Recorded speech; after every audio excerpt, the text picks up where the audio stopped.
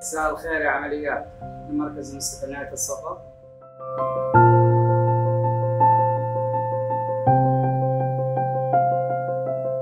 Passport বিষয় লগে আছিল আমি এদি রুময়েরি বসু করছি আরেক লোকেরে আর লইয়ানি এইখানে জোফর নমাজ পড়াইছি এমনি ফট করি আর লগে লোকেরা আমরা যাই আইয়া আমি বাথরুমও গেছি অজু করতাম অজু করি আর কারোরে পাই না।